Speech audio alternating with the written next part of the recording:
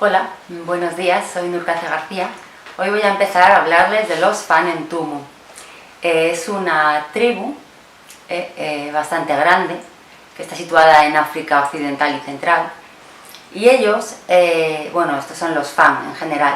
Los Fan Entumu en concreto son una familia dentro de los Fan, una subfamilia, y ellos son originarios de la zona de Nubia.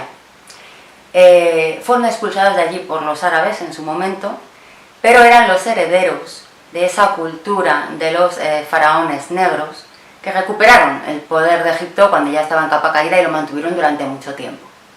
Entonces, en su tradición y en su mitología se pueden sacar muchas cosas interesantes para seguir dilucidando todo lo que pasó en nuestros orígenes. Ellos hablan también de un creador, ese creador que en la mitología egipcia se llama Khnum y que nos hizo del barro, ¿verdad? De algo de la tierra que son los simios que utilizaron para introducir nuestro espíritu. Ellos le llaman Encom Embot. Encom es hacedor y Embot es personas, el hacedor de personas. No se sabe si para ellos es un dios positivo o negativo, porque todo eso se ha perdido, ya solo les queda un pequeño recuerdo de toda esa tradición oral, que ya actualmente pues es cuando más se está perdiendo. Se ha mantenido miles de años y ahora está empezando a quedar muy olvidada. Encom Embot era desde luego como un jefe supremo, como un dios superior. Y también hablan de ese segundo que siempre iba con él. No he conseguido encontrar algún nombre concreto, aunque sí tienen representado en sus ideas como la luna, efectivamente, Stot, y como el pájaro Du. El pájaro Du es un pájaro que es muy parlanchín. Cuando la luna le ilumina por la noche es muy parlanchín y le consideran un pájaro de mal agüero. Es decir, que las informaciones que nos traía este símbolo lunar eran negativas para el humano. Eran, según los pigmeos también, el mensaje de la mortalidad. En el momento en que nos introdujeron en el cuerpo, también nos hicieron creer que éramos efectivamente mortales, ya que olvidamos todo. Y ellos eran los inmortales, los dioses, ¿verdad? En este caso, también hablan de un dicho que dicen que la luz de la luna blanquea el basurero. De alguna forma quieren decir que es un engaño, que esta luz de la luna lo pinta todo bonito, lo pinta todo de plateado, pero que en realidad es basura, sigue siendo basura, es decir, son seres que traían mensajes negativos y engañosos para el humano. Ellos dicen que pinta el basurero blanco como una gallina blanca, es como un blanco muy resplandeciente, muy bonito, pero que no deja de ser un basurero. Todo esto apoya, ¿verdad?, las ideas que hemos estado exponiendo anteriormente. A ver, ¿qué más quiero hablar? Sí, bueno, con respecto a ese momento de introducción del espíritu en el cuerpo, hay que comentar que hay una diosa griega que se llama Leto. Leto significa olvido. La raíz le significa quiero, y la raíz y la terminación to, olvidar. Aunque algunos autores, como Edgar Cayce u otros, aseguran que el espíritu humano quiso introducirse voluntariamente para experimentar la materialidad física en el cuerpo del simio, verdaderamente hay demasiados datos que nos indican que esto no es así. Aunque quizá ellos nos lo propusieran y entrásemos, entre comillas, de forma voluntaria, desde luego fuimos engañados. Fuimos engañados y nos horrorizamos cuando nos encontramos en el cuerpo físico. Además, hay que reconocer que el cuerpo físico no solo es la limitación de todo nuestro potencial, es también esa imposición de los 5 sentidos, ¿verdad? Que los hindúes dicen que hubo una muchacha que fue obligada por su madre a casarse con 5 maridos. Y ellos mismos se explican que estos 5 maridos son los 5 sentidos. Es decir, es toda una limitación y además una confusión, porque los 5 sentidos nos informan de nuestro entorno, pero muchas veces de forma confusa y a veces errónea. Ellos nos han querido mantener siempre en la confusión. De ahí las ideas estrambóticas que nos han hecho creer. Siempre atacando a la persona, diciéndola que es muy poca cosa. Estos mensajes continúan, que es lo más grave de todo, ¿verdad?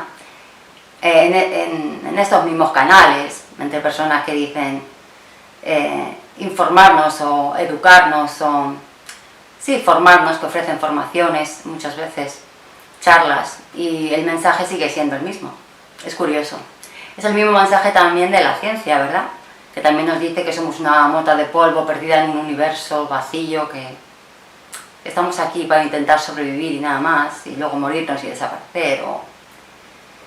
Al final es lo mismo, es para bajar tu autoestima y tu energía, y que tú mismo te desempoderes, que es lo que han hecho las religiones. Es siempre el mismo camino y el mismo mensaje. Hay que tener ojo ya con esto y cuidado.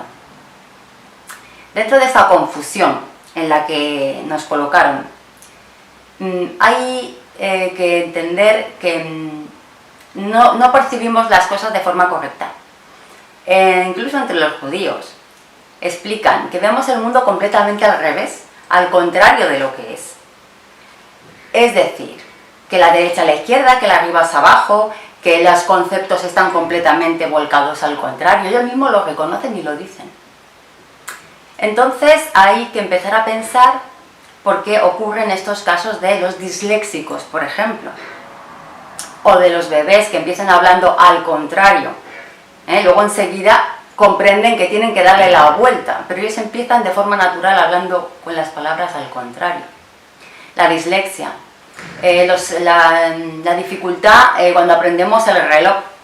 A mí me costó bastante aprender a entender el reloj cuando era niña, porque yo lo veía al contrario, me costó mucho.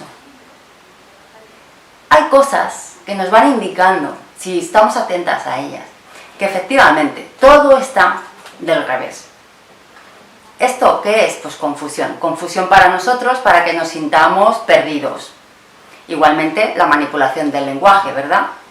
El ser humano crea lenguaje original por sí mismo también, pero desde los orígenes más remotos los idiomas ya se trastocaron para crear entre nosotros una mala comunicación, una imposibilidad de transmitir realmente nuestros pensamientos y sentimientos a otras personas, para crear en ellos desconfianza.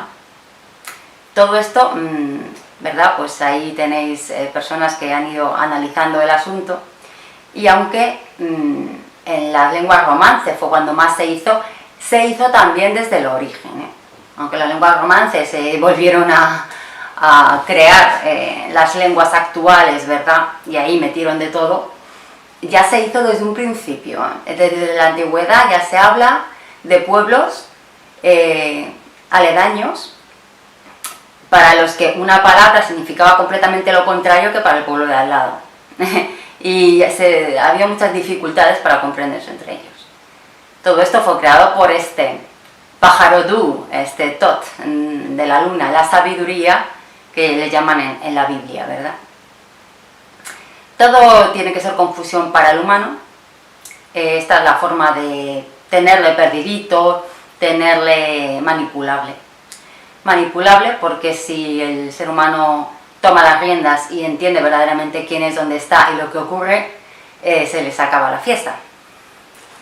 Entonces, la confusión era el punto clave para ellos, para dominarnos. Quiero hablar también de cómo se ha ido manteniendo el conocimiento de esto, de toda esta situación del humano, en los casos de iniciación, ¿no? La iniciación, que siempre se habla como si fuese del mundo griego o posterior, o de Mitra, no. La iniciación es simplemente este conocimiento que se fue manteniendo por algunos y que está, por supuesto, desde los orígenes más remotos del ser humano. Un buen ejemplo de esta iniciación son estos puntos profundos en las cuevas que se ocupaban ya en la prehistoria, los puntos más profundos de las cuevas, ¿no? Donde solo entraban algunos y no todos. Los sacerdotes, los líderes de los grupos y los iniciados, ¿verdad? Bien, ¿cómo era en un origen esta iniciación? Tenemos algunas cosas que nos ayudan a hacernos una idea. Desde luego en Altamira y en muchas otras cuevas hay dibujos de máscaras, aprovechada la forma del roquedo y pintado con carbón vegetal. Máscaras que les han llamado los expertos espíritus, dioses, espíritus, que son extrañas, que no saben muy bien qué quieren decir. Están en muy mal estado la mayoría y por lo tanto también es difícil identificar los dibujos concretos, los diseños, si eran rostros verdaderos de aquellos que vinieron, si eran rostros simbólicos. Es complicado, sobre todo para ellos que no creen en todo esto, pues es complicado la interpretación. Sin embargo, yo destaco la cueva de Jullo, en Cantabria, que la descubrió Freeman. Freeman es un gran arqueólogo muy conocido, y que se asustó mucho cuando al penetrar hasta lo más profundo de esa cueva, encontró de repente, mirando a un lado, una máscara que le miraba y gritó: ¡ay, Dios mío, esta máscara me está mirando, esta cara me está mirando! Ella asustó mucho porque daba un poco de miedo esta máscara, ¿no? Es una máscara que tiene la mitad del rostro humana y la otra mitad de león. ¿Por qué también aparece tanto el león, ¿no? Desde la antigüedad? Desde lo más remoto, como estoy explicando. El león no tiene que ver con los seres que vinieron, que hemos explicado que eran reptiles acuáticos o son reptiles acuáticos. Lo que nosotros llamamos reptiles acuáticos, evidentemente no son reptiles, son extraterrestres. Pero el león no tiene que ver con ellos. Tiene que ver en el sentido de la depredación, ¿verdad? De ese animal potente, peligroso, el rey de la selva, y al que todos tienen miedo. La depredación, la agresividad, el miedo que impone. Pero mitad cara de humano y mitad cara de león. Esto es, ya lo he comprendido, una iniciación que te está diciendo que tú eres dos, que tú eres mitad humano y mitad depredador. La mitad humana es tu ser interno, tu verdad, y la mitad depredadora es la genética que tenemos de estos seres.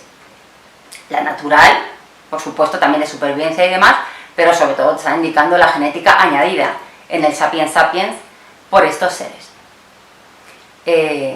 Estas son las máscaras que se encuentran en esta cueva en Cantabria. Para mí, algo único. Y desde luego, como me dedico también a analizar el Evangelio de Tomás en mi canal, voy explicando lo que significa, pues no se me puede pasar por alto que Jesús también habla de esto cuando explica qué es el ser humano. Él explica que somos dos, efectivamente, y que tenemos que dominar a este león, dentro del cual estamos introducidos. Él dice en el Evangelio de Tomás que desdichado el hombre que se deja devorar por un león y éste se hace hombre. ¿Cómo que un hombre se deja devorar por un león? Pues es esta idea, ¿verdad? El hombre y el león. El hombre y el león están en ti. Domínalo. No permitas que el león se haga contigo y se haga hombre. Domínalo tú a él, ¿no? Para eso primero tienes que ser consciente de cuál es tu realidad. Primero tienes que saber. Entonces, desde la más remota iniciación, los pasos básicos y primeros que se daban en la iniciación, en el mundo antiguo, el primero era saber, tener un despertar de conciencia, ver que esto no encaja, que tienes que aprender algo, que tienes que descubrir algo, y acercarte a esos sabios que hay por ahí, que parece que algo conocen, y preguntar y decir: oye, mira, me ha pasado esto, siento una felicidad inmensa y yo quiero saber y yo quiero entender. Ese sería el primer paso, saber. El segundo paso es querer, porque claro, todo depende de tu voluntad. Quizá no quieres continuar ese camino hacia la luz y quieres seguir en el juego, o quizá quieres utilizar ese conocimiento que ahora tienes para conseguir fines materiales en tu vida ordinaria, normal. El segundo paso es querer y el tercer paso es osar, atreverte, porque lógicamente este conocimiento se mantenía en secreto porque era muy peligroso. Muchos se jugaron la vida y muchos la perdieron por tener este conocimiento, acceder o por querer explicarlo a los demás, exponerlo a los demás. El último paso, es callarse, eso, es que como ya estaba hablando de ello, el silencio. Era obligatorio, por supuesto, mantener el silencio, porque si no eras capaz de hacerlo, lo más probable es que ese conocimiento se fuera perdiendo. Matarían a estas personas, irían a por ellas, y ese conocimiento podía perderse y no llegar a este presente, a este momento de hoy, en el que verdaderamente podremos hacer algo con ello y lo necesitamos, ya que es el sol el que nos está despertando ya a muchos, ya no son solo algunos los que se despiertan, los que buscan, los que indagan, los que quieren saber, los que no se conforman, los que no creen lo que se les cuenta o lo que parece ser. Ahora ya son muchos. Entonces ellos debían de imaginar que tenían que proteger mucho ese saber y que tenía que seguir transmitiéndose de generación en generación. Esto se lo debemos. Así que estos eran los grados de iniciación primarios, los más antiguos, y quiero recordar ahora mismo el hecho de que estos Fan Tumu, que les he dicho al principio, entendían todo esto en un simbolismo de un árbol. Cuando fallecen personas en sus tribus, les siguen colocando a los pies de un árbol. Es un árbol concreto, a las raíces, porque el árbol y el símbolo del árbol de la vida es esa ascensión desde las ramas, desde las raíces, que están en contacto con las aguas, con las emociones humanas, a una ascensión hacia los cielos y una apertura y un florecimiento en la copa hacia el cielo.